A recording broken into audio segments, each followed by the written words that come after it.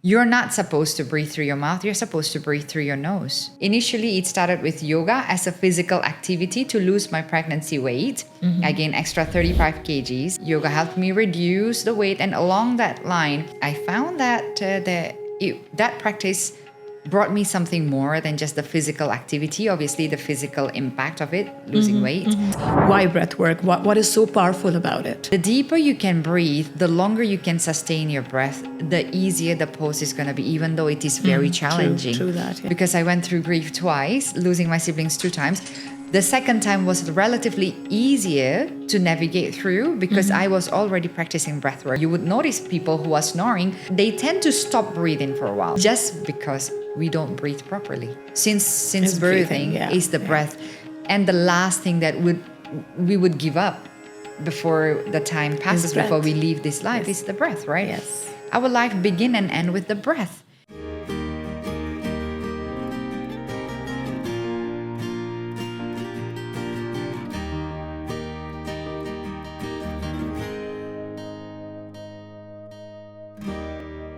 After years of navigating my own path through various health challenges, I've come to realize that healing is no one size fits all. In today's era, where everywhere you see that health and wellness, spirituality has become so commercial, it has been twisted, it has become so complicated, that it's very hard to follow basic healthy routine. As a holistic health coach myself and a yoga practitioner, it really hurts me to see when people come and tell me that it's so expensive and it's so complicated to be healthy in today's era. That's why I started this podcast, and I'm going to invite some very important guests. They have years of experience, they have expertise in various subjects, and I feel that they are going to give you very important practical tips through which you can actually follow simply at home without needing to spend so much money into a healthy journey. This is Zainab, and welcome to my podcast, Heal with Zainab. When a child is born, the first thing we do is we breathe. This is the most important tool that has been given to us by God. But over the period of years, we forget about it. We forget how to do it in a proper way. That's why I've invited today a very important guest, breathwork expert, who has literally changed the game of breathing in community of the Bai. It's Rashni Shariel. Hello. Hi, thank you so very much for having me here. It is an honor to be here to share a little bit of what I know about breathwork and probably spirituality and wellness to your audience. I have not given a very elaborated introduction of you. I know that you do more than breathwork because I feel it's unfair that I tell that, because I know you have a really extensive and intensive journey in spirituality and health and wellness, and you've been doing yoga and trauma release. So I want you to introduce yourself for people who don't know who Rashni Shariel is. Sure. So that's going to be a little bit, it's going to take a little time. Yes, please. You have the mic. Right. So I'm Rashni Shariel. Basically, my journey started with me finding my way back to health. Initially, it started with yoga as a physical activity to lose my pregnancy weight. I gained extra 35 kgs and I needed something quick, but that was not really, how do I say, that felt safe. That doesn't Not feel very like a chore. intensive, yeah. Exactly. Okay. And I found my way to yoga. Yoga helped me reduce the weight. And along that line, within 9 months of doing yoga, I found that that practice brought me something more than just the physical activity, obviously the physical impact of it, losing weight. And thus the journey began to spirituality. And along that line with yoga, obviously comes the power of pranayama, the practicing of the breath, the controlling of the breath, the controlling of the idea of manipulating your breath to be able to win the mindset. So then comes breath work. Obviously, there's a backstory to it, which we will talk about later. And as I go deeper into this journey, then also I figured then state of the world changed, and the world started to need more of authentic leaders, authentic wellness or spiritual practitioners. Then again, it led me deeper into the trauma release journey. So all in all, I would say my entire journey started from something that was totally physical. And once I reaped the benefit, it led me deeper into spirituality. Yeah. That's so interesting. But why, out of all the healing methods that you've tried, you got, I will not say fixated, but that has become like you chose breath work to be your area of expertise. Why breath work? What is so powerful about it? Right. So, firstly, when I did yoga, as I mentioned, there's a lot of breath controlling that took place in holding the asanas. The deeper you can breathe, the longer you can sustain your breath, the easier the pose is going to be, even though it is very challenging. True that, yeah. Right? And as I study it deeper, because then I started becoming a yoga therapist where I help people fix their anatomy or fix their physical, not just posture, but some disabilities, how to treat some symptoms that occurred in the body, right? Hip dislocations, shoulders problem, and issues like that. The more I studied it, the more I understood that sometimes these contractions in the body or these symptoms occurred because of the fault in our breathing pattern. Maybe we are breathing actually not in a proper way that causes the muscle to constrict. And then on top of that, I also learned a little bit of, I went into detoxification journey, which also then emphasizes on the importance of breath, the importance of releasing the mucus from the body, releasing the toxin from the body by manipulating or utilizing the breath. And as you go deeper, obviously life is not a straight line, it comes with ups and downs. And part of my downs were losing my siblings, going through grief. And that's when my entire faith and my practices were challenged. There came breathwork.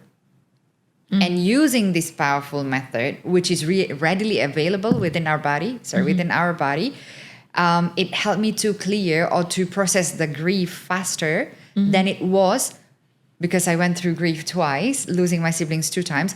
The second time was relatively easier to navigate through because I was already practicing breathwork compared to when it was at the first one. It took me years to go through or to even accept the grief. We will definitely talk about grief because that is something that we got connected on, and I totally vouch for it because in processing grief, breathwork does play an important role. 100%. And we will definitely talk about it later. But first, you said that you have noticed that there is a pattern, that there is some shoulder dislocation or hip dislocation. There's a pattern of breathing that has been wrong that also affect that. How it is possible? Like if I'm breathing in not the right way, how exactly it affects a certain body part of mine? Right. So basically when we go, a lot of gym bros used to come to get treated, right? So what happens when we do a lot of cardios or fast-paced movement, we tend to breathe through the mouth, we tend to not utilize the nose, and therefore it constricts the blood vessel. And when the blood vessel is constricted, obviously the muscle contracts. When the muscle contracts, everything is tightened. That's when injuries happen.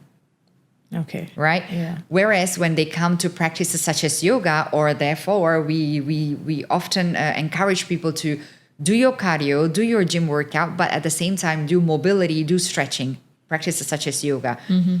In these practices, if we notice or if we understand, we breathe deep, we breathe long, the muscle expands, the body comes into parasympathetic state.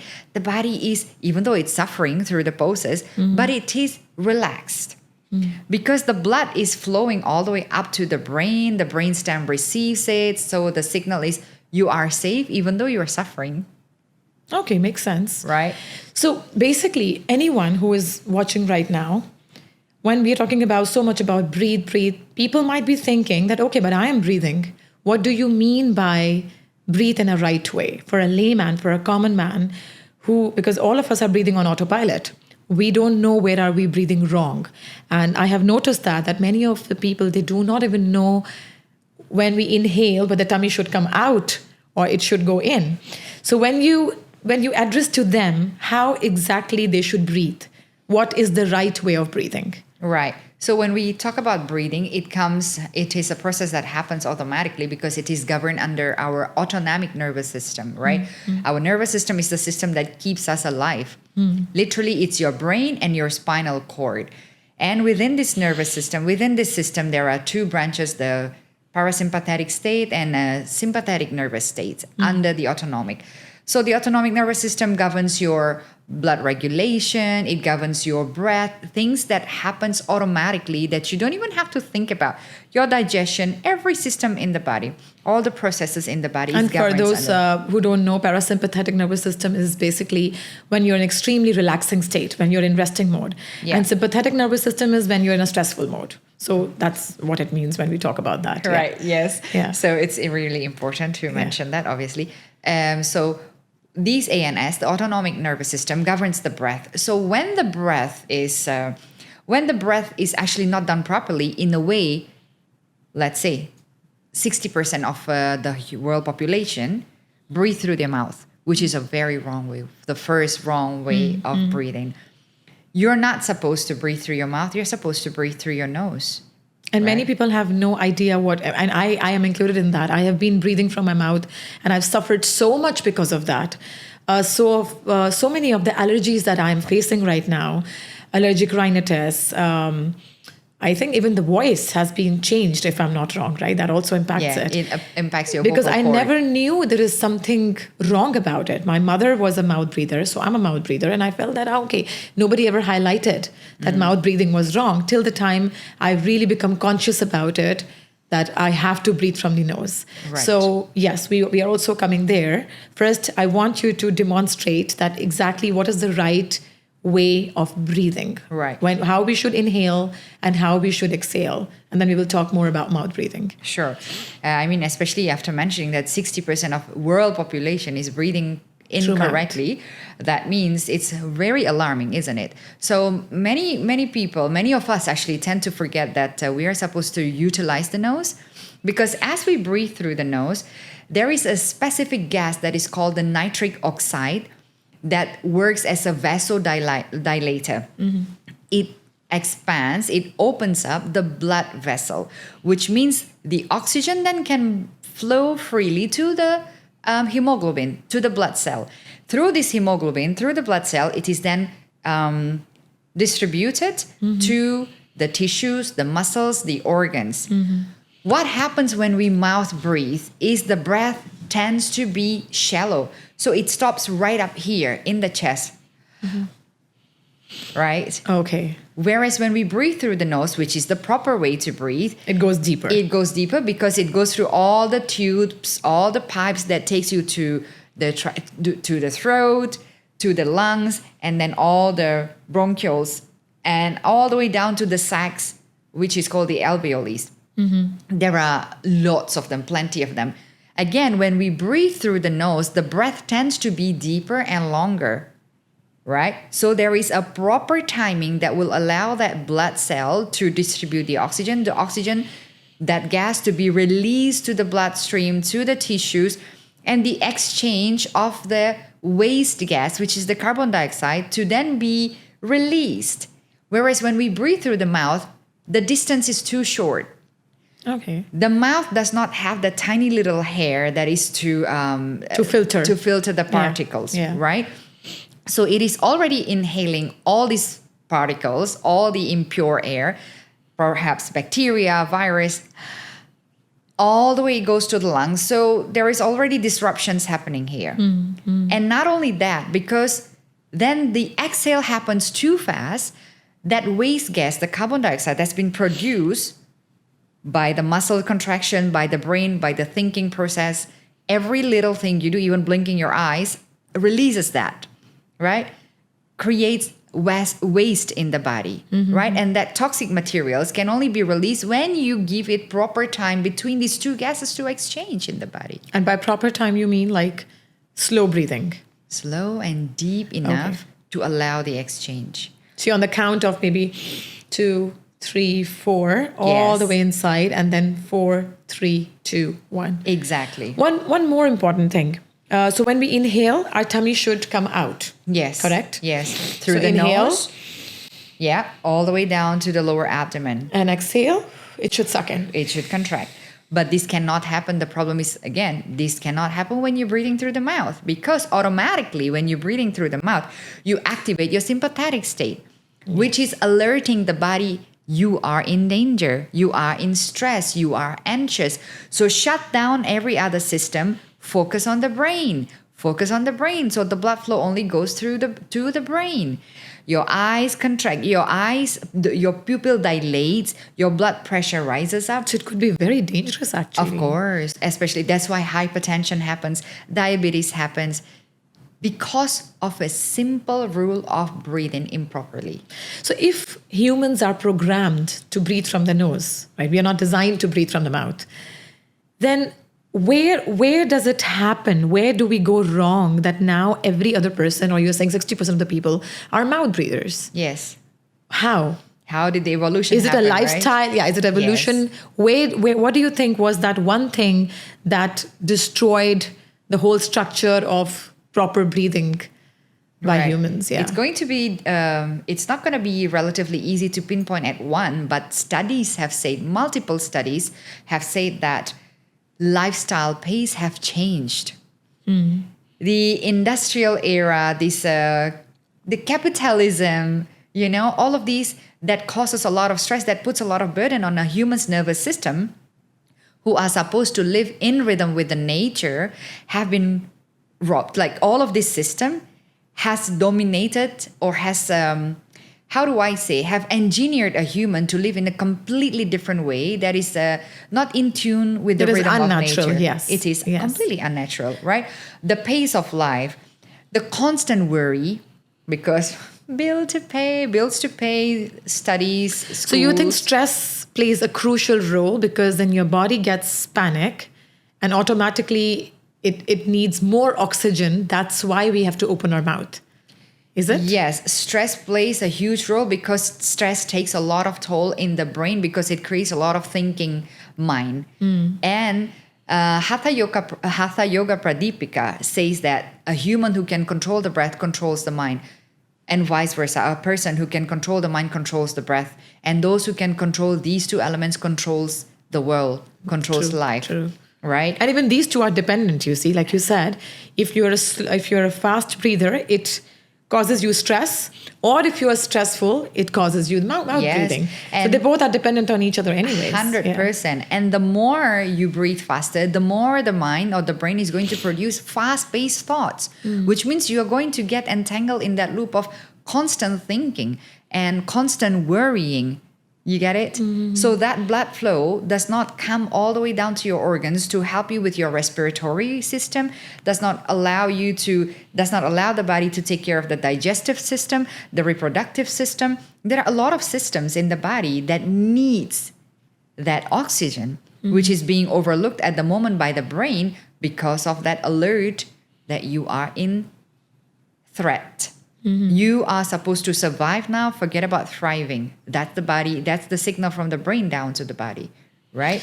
So one thing that you would say, like, this area gets destroyed, completely affected if you are not breathing right, or if you're a mouth breather. I mean, I know that all of the body gets affected, as you just mentioned, but if there is one thing like which people should be alarmed of, that you have to stop now. If you're not breathing right, it is going to damage 100%. Right. Obviously, it will be the respiratory system, I would say. But then respiratory system, again, everything in the body is just so interconnected. It's interconnected, yes. Isn't it? Yes. First, when you're not breathing properly, means you're not utilizing your diaphragm, which is the real muscle of breathing. What happens when we mouth breathe? We utilizes the muscles of the throat, the upper body muscles, which is really not required. It is exerting these exerting energy of the body and the brain capacity of thinking. That's why we can't think clearly, because the body is already exhausted. Completely. Yeah. Using things which are not supposed to be used, right? Whereas you can actually lean back and relax and try to breathe through the nose and allow the system in alignment with nature, in alignment to how we are designed to be, to start playing its role. So when you ask me which system would be impacted the most, I would say it's the respiratory. But then again, this will link to many other issues. Yes. It will go to your blood, hypertension, it will go to diabetes, it will go to the sleeping issue. And we all know a lot of teenagers, even children as young as 7, 6 years of age, They all have sleeping issues, yeah. they are all going through this phase at the moment, right? A lot of chronic stress and they can't sleep well. And we both know everybody who don't sleep, when we don't sleep well, it wreaks havoc on our hormones. And that causes even deeper layers and deeper issues. Then you start to snore. And then obviously, if someone is snoring, it's a lot, yeah. is it an alarming sign? Is it okay? Because most people say, oh, it's so normal. Everybody snores after a certain age. Do you consider it normal, or it is some sort of sign to, like, it's telling us something is not right in the body? 100%. It's not normal to be snoring. That just means there is a prolapse or the relapsing of the muscles around the throat or the upper airways that is blocking the airways to go through the right tubes. That's why it is hindering the breath. That's why it's producing that sound, right? Snoring, and at some point of time, you would notice people who are snoring, they tend to stop breathing for a while, which could also cause a sudden death, causes heart issues, cause it's endless, isn't it? Just because we don't breathe properly. Yeah. Coming to slow breathing. So the longest living animal on this planet is turtle, who has lived up to from 500 years to 1,000 years. And he breathed like almost 1 or 2 breaths per minute. Yeah. And the one with the shortest living span is rabbit, which is like 6 months to 2 years. And he breathes like 60 breaths per minute. Now, human beings on average, we breathe like 15 to 20 per minute, right? But we have, I think, a conscious way of reducing it or increasing it. Yes. Right? Tell me how we can do it, especially considering, like, I know that, I have realized that importance of slow breathing and how much it has changed my life since I've started doing it. It not only changed, I would say, life, the way I speak, it has become more. Earlier, I used to speak very fast. I don't know, because I feel that has a strong connection with maybe my breathing. Now I've started breathing slow, consciously. And earlier I used to sit for like 5 minutes, 10 minutes, and then used to do slow breathing. But I think now it has become a habit that even when you're driving or doing whatever, then you realize, okay, I have to breathe. How is my breath? You just check your breath, right? In today's era where everybody is living a very fast life, right? It's impossible to really, let's be very practical. To somebody's working in a corporate life or anything, that in the middle of the meeting, you can't just keep checking your breath. What kind of practical tips you give to people that they can follow? I know that consciousness is important, even if you're busy and you have to for the sake of your health. But what they should do to really follow up with their breath. Right. I think the first would be to really pay attention to how are you breathing? How am I breathing? Have a check-in, tune into the body. What happens is with the lifestyle, with the unnatural way that humans living and constant scrolling, constant overstimulation of the dopamine and overstimulation of your brain, heightened unnecessary usage of the energy of the body through your senses, because you are constantly forced to see this, hear this, watch this, consume, right? So we have become so disconnected from the body. And the quickest way to bring our connection back to the body is through the breath. Again, you rightly said, the tool that's been given by God to us since birthing is the breath. And the last thing that we would give up before the time passes, before we leave this life, is the breath, right? Yes. Our life begin and end with the breath. And it's a very short distance between the nose to the mouth, but we often forget because we overlook it, again, because it's automatic, right? It has been said, I don't know the authenticity of it, but it somehow resonates with me, or I really like the concept that they say that God has given all of us a 120 years of span of time. So he was fair in that. But he has not given us age, he has given us breaths. So it's up to us whether I want to take that breath in that 120 years of span of time by doing slow breathing, or I can overconsume it, maybe before I turn 60 or 40 or 10, depending on what a stressful life I have, or how, like, because if you go to Himalayas or, they're living up to 120 years, 110 years, and there is one thing which is common in among all of those is they are slow breathers. They really sit and they really breathe slow. I don't know, but it somehow does make sense to me, when we are stressful, or even when we are falling sick or anything, even when we eat too much food, we consume too much oxygen. Yes. Our breath gets faster. Yes. So it is a very famous studies that governs somehow that is the fundament of yoga practice, which it says yogis who it doesn't really matter how much you breathe or how long you live. It matters how much you breathe. So like what you said, it could be that we were given 120 liters of breath, but we utilize it within just 2 years of our life, and that's it. You see? Yes. So what do you say? Like one practical tip that anyone who is living a very busy life and they have no other means, how that person should slow down with their breath? We can start with something really simple, which is counting the breath. Or again, before counting the breath, first the awareness of the breath. Where am I breathing through? Is it through the mouth? Is it through the nose? It is very important. If I'm breathing through the nose, right now you can practice it as we speak. If I'm breathing through the nose, how do I feel? Because some of us, there are lots of issues with deviated septums, with people with enlarged adenoids, people with tonsil issues, people who already have sinuses issues, right?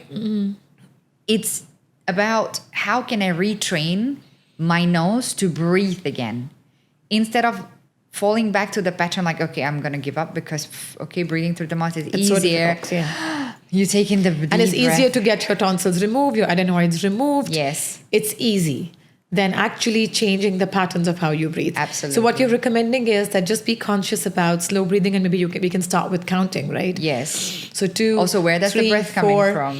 and Yes. exhale 4, 3, 2, 1. Exactly. Okay. And as you breathe, that just focus on where does the breath go to? How does it travel? Where does it travel to? Some people can say it travels up to my forehead. Some of us can feel it all the way up to our lungs. Now, if it is only at these specific spots, maybe you can then in the next practice, 3 to 5 minutes daily is perfectly fine. Yeah. You can start practicing lengthening the breath. So what we famously called in Buteyko training is LSD breathing, which is long, slow, and deep. Sorry, light, slow, and deep. So it's not just about breathing deeply, because this is a deep breath too, but you're utilizing or contracting the upper muscles. You're constraining it here. Oh, okay. Yes, right? It could be light, so very light.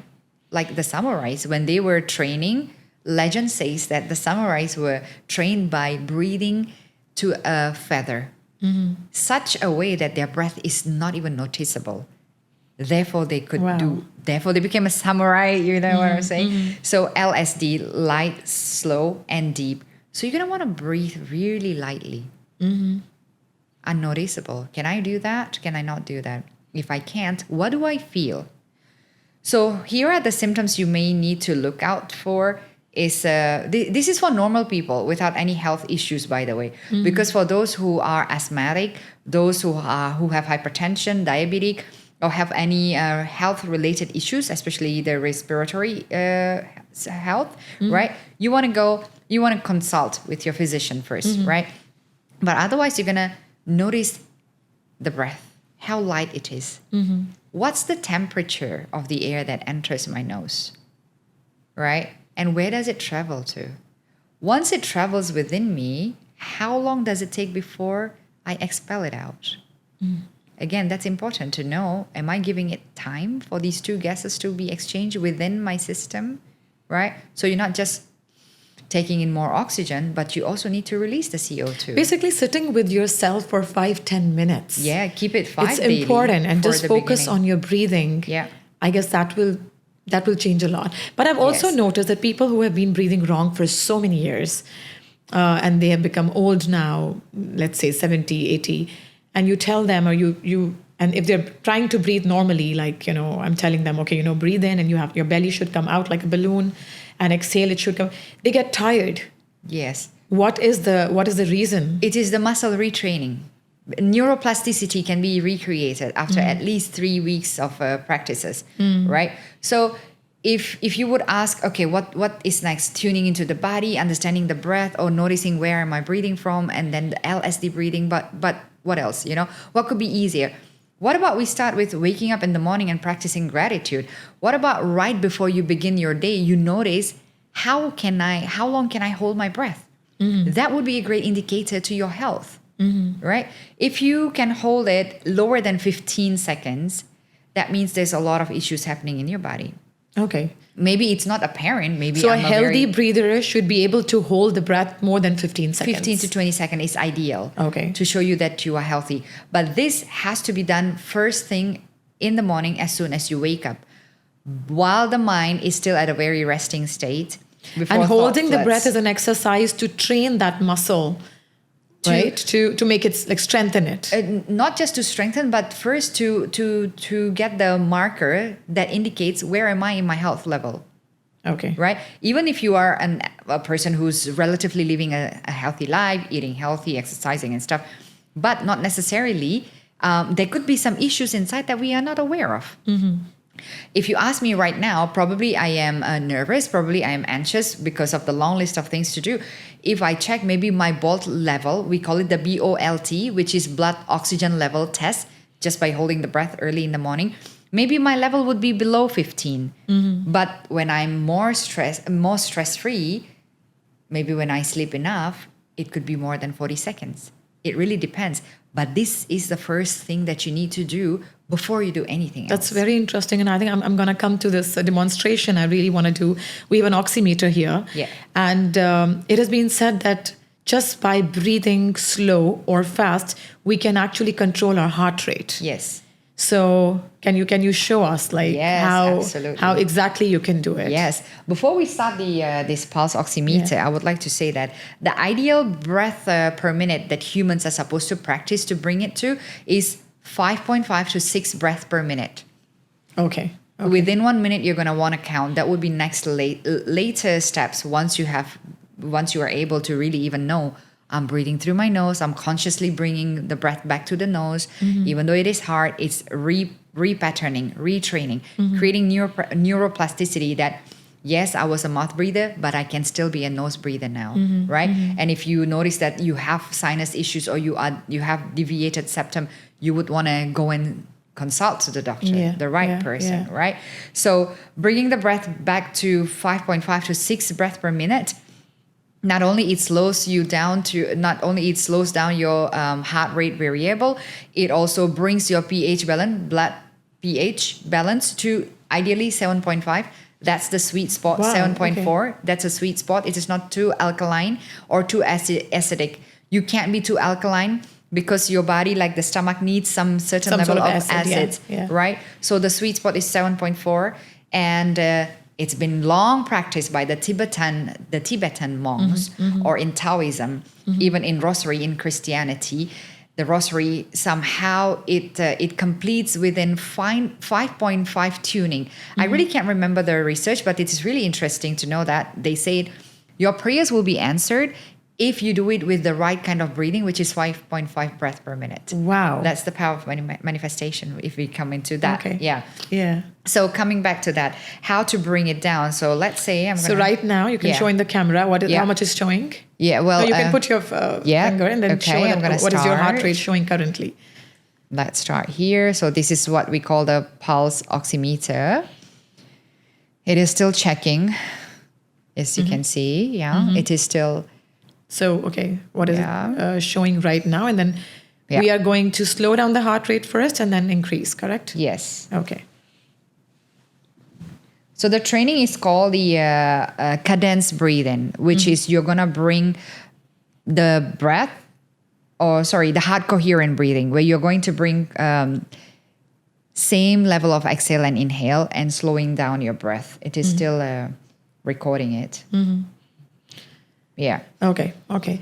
But while this happens, yeah, it happens. We can talk about the other things, which is I'm coming there about just a second about this psychedelics thing, about the Cambridge study. Yes. yeah. Um, So right now, whilst you go through that, right now I'm at 99. okay. Yeah. All right. The normal blood oxygen saturation would be 95% or higher. If it is lower, which we tend to manipulate while doing the breathwork practice or yoga, it is, It's showing you right now? 99. Okay. So are you going to... And I'm breathing at 79 breath per minute, 79 Okay. beats per minute. So now you're going to reduce it.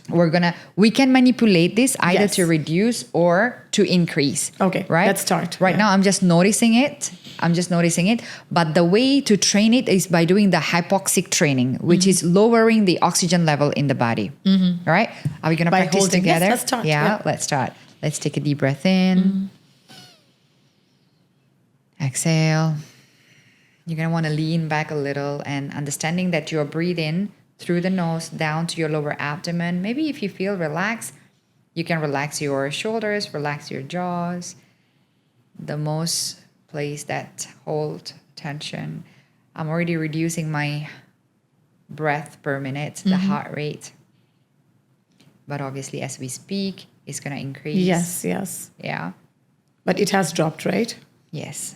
How much is it showing now? Well, it's my blood oxygen level has remained constant at 99, but my breath per minute has reduced to 76. Initially, it was almost touching 80. Right? Okay, that's amazing. Yeah. It's going to Yeah. continue dropping as we now take a deep breath in. Uh-huh. Exhale. And hold. Holding the breath.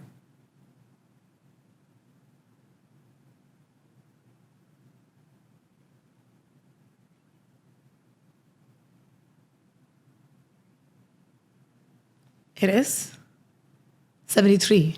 Amazing. And it keeps going down. That is so interesting. And this is a very simple tools. This is what I say.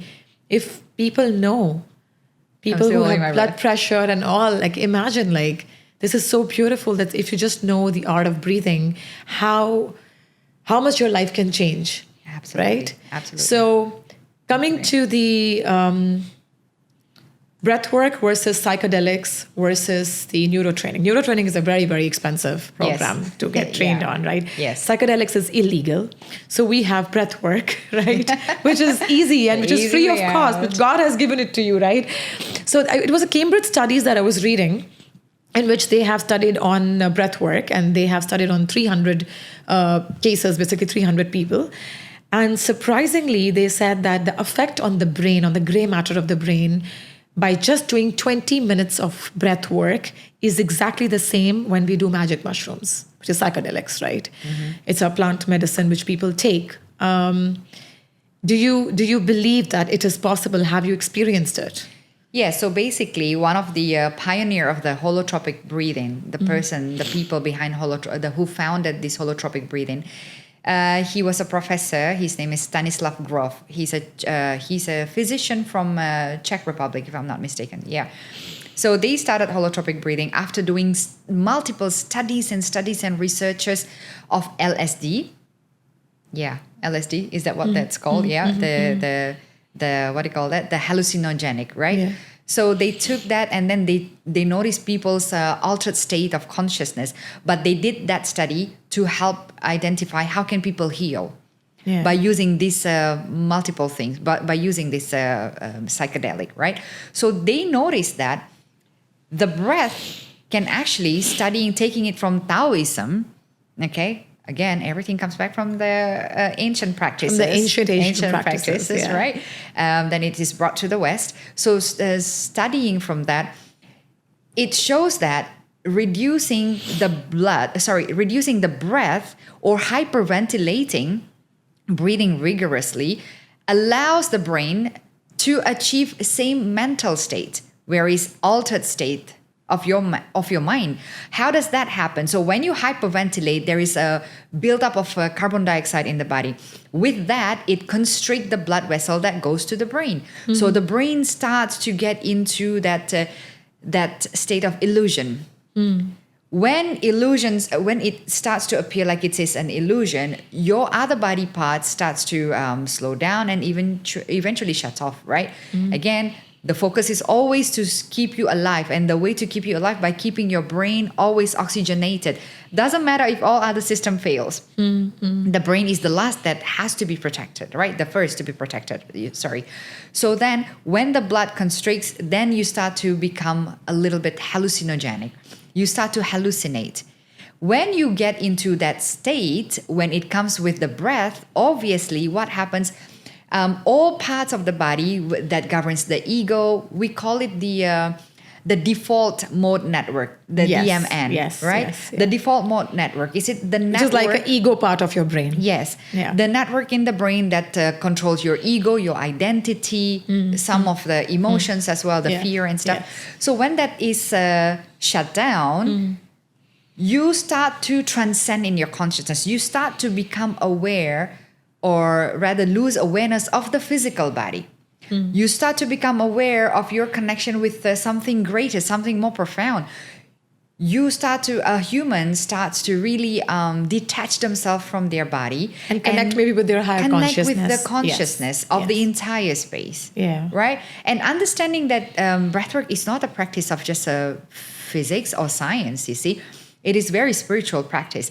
Every inhale, if you actually taking in inspiration, we call it inspirare, for that matter, the Latin word of gathering inspiration of the divine that is readily available in the atmosphere. That's inspirare, inspire, to inhale, to inspire.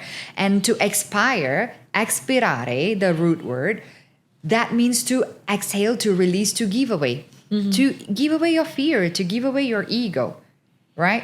So when you do that, when this ego is released and then you start gaining inspiration from the divine or from the energy around you, that's when you no longer require all of these mushrooms or pills and stuff to gain that altered state of consciousness. You meet your higher self, basically. And that's when floods of creative energy, floods of potentials, what you could potentially be, or some of us, when we go deep enough, can even meet or decode what's stored in the DNA. Exactly. What's the purpose of your life in this lifetime? You unlock these codes using your breath. And in order to see the actual difference, I feel that you have to do minimum 3 weeks of breath work to see that changes happening to you, right? Because first you have to retrain some particular muscles, and then you retrain the nervous system, and then you create a new pattern of breathing, right? So it takes time to build that up.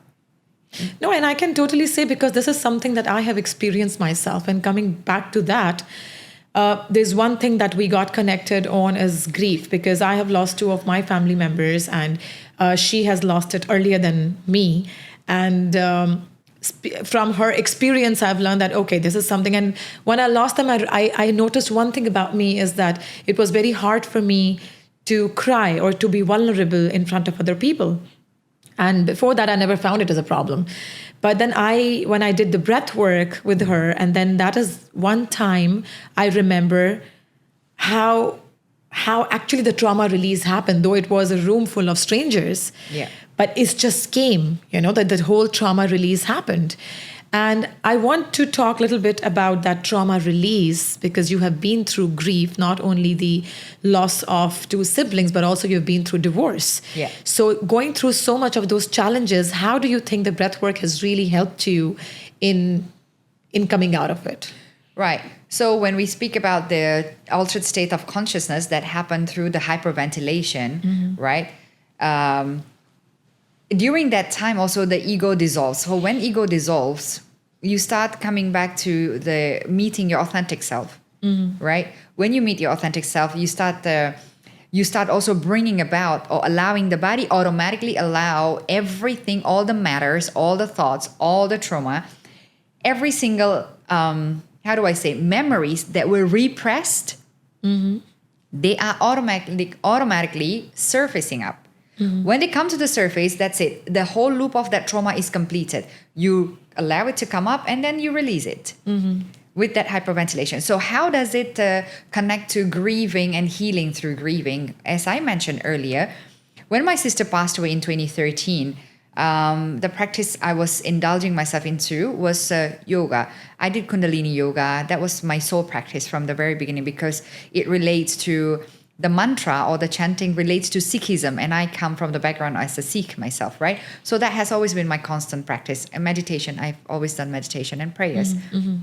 But as soon as when my sister passed away, I remember I was just 3 months pregnant at that time.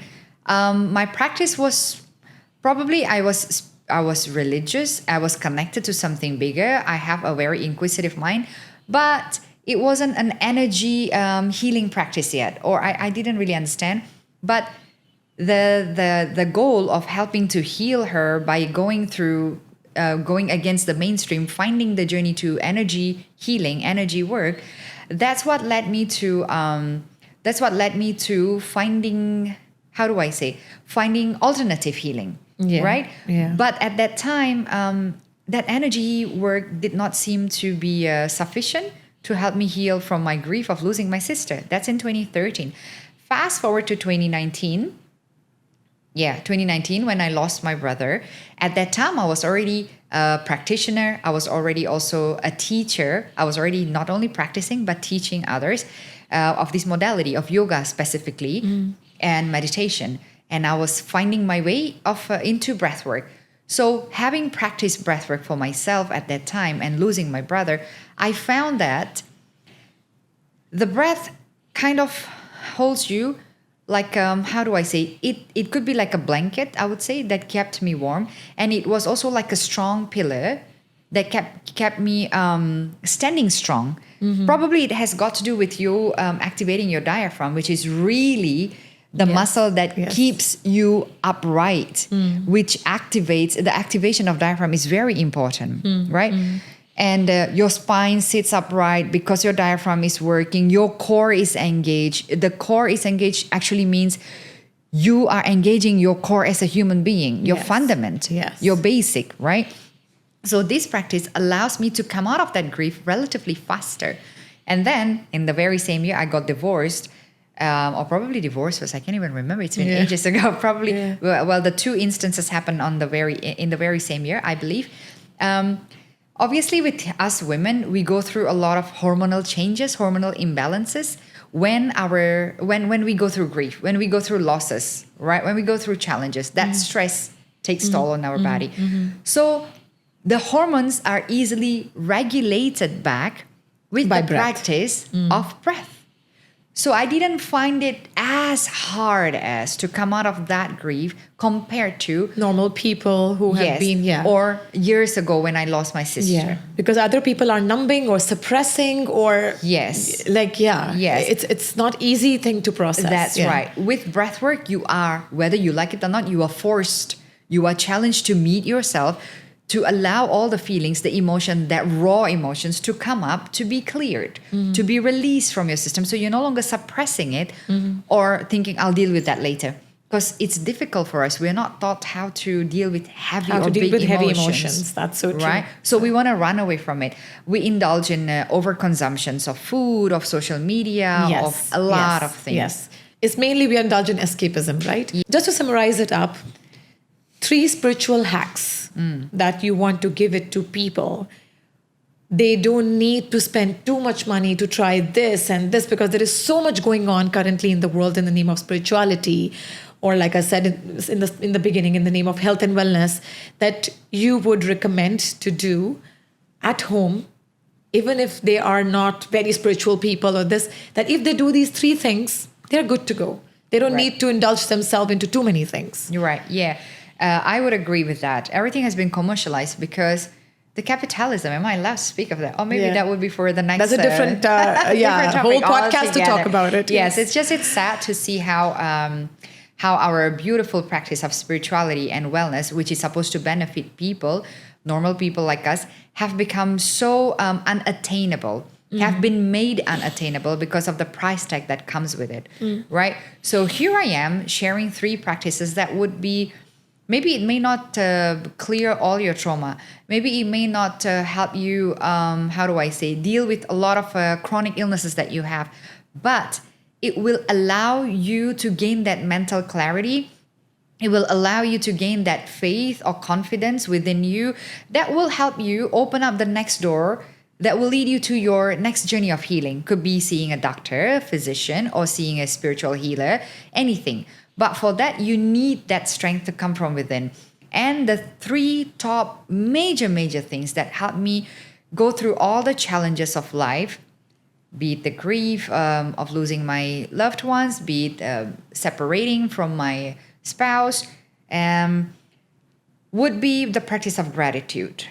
The first, we forget how much we have compared to, we always often compare our lives. And which is the core of every religion, every society, Yes. Gratitude is there. Yes. We're very good in complaining and nagging and whining, including myself. Yes. I wouldn't deny that. We do, right? yeah, that's true. We forget that right in this moment, as soon as you wake up, what about just stating thank you, God, for 5 things that you have?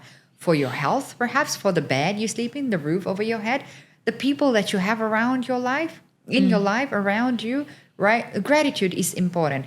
And the thing is, when you set your tone, the brain tone, from the very morning, from the rising time, to look for the positive, it's going to attract only the same scenarios, same throughout the day. Energies, exactly. Yes. So you're planting the seed from the first time you rise. Okay, I'm grateful for this and this and this and this, and truly feel it in your body. Right next would be the BOLT, I would say, the blood oxygen level test, the BOLT, where you immediately breathing normal, in and out normal. Remember, always breathe through the nose. If that is not accessible right now, go back to breathing and practicing to breathe through the nose first, right? Then you start practicing. And after you exhale, normal, no exaggerations of the breath. You exhale fully, hold. And notice the first movement of your muscles that notify you like, okay, it's time to breathe now. Yeah. Try not to extend it. Try not to go gung-ho. I want to reach 40 seconds. I want to do it for 1 minute or 2 minutes. Exactly, right? Because when you... Don't bring your ego in between. It's just for you to be... Right, because the fault is we want to reach 40 seconds, but that means we are contracting too much, that when we open the mouth or nose, we... Again, we are again doing the wrong breath, right? So first, maybe just 10 seconds for the beginning, or 7, 6, whatever. And keep doing that daily. And the third would be, this is going to be challenging. I wouldn't say biohacking. I don't really believe in biohacking, especially women and men. We have different patterns of breath.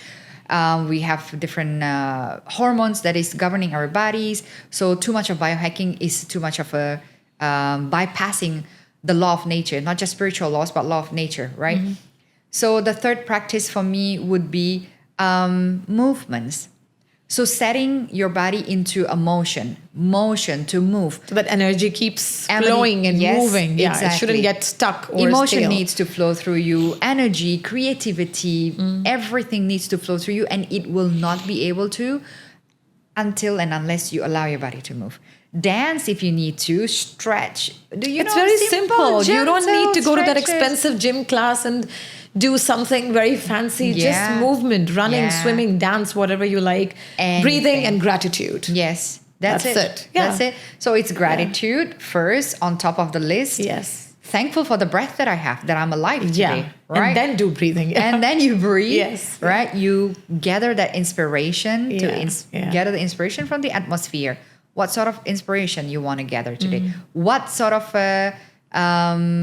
past or memories you want to exhale out? It's very symbolic, huh? The act of breathing is very symbolic. To gain, to welcome in, to invite, and to exhale, to release. And then you move it out. What do you feel like? Somatic movement. Totally, yes. Which means the movement that is intuitive. What does your body want you to do today? Very simple. It's not expensive. It is. It is very simple. It's really free, if you really want to. But I really, really appreciate. Thank you so much. I wish we could talk more, and we need another podcast on so many other things to talk about. That is much, much needed. But thank you so much for all your wisdom, for all your expertise. I feel that this was much, much needed to address. Thank you. Thank you for having me. Thank you so much.